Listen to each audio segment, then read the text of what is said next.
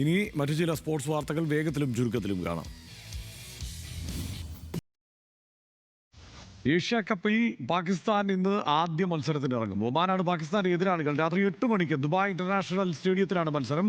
സൽമാൻ അലിയാഖയാണ് പാക് നായകൻ.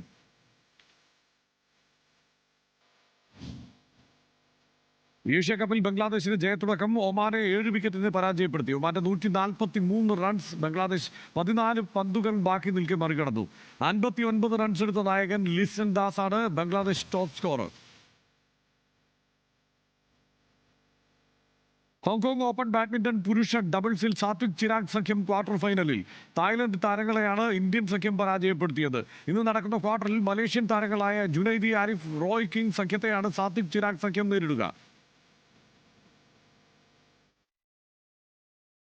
Hong Kong open badminton പുരുഷ singles quarter ഫൈനലിൽ ലക്ഷ്യ സെൻ ആയുഷ് ഷെട്ടിയെ നേരിടും. പ്രീ ക്വാർട്ടറിൽ HS പ്രണോയിയെയാണ് ലക്ഷ്യ സെൻ പരാജയപ്പെടുത്തിയത്. മത്സരം വൈകിട്ട് 3:30.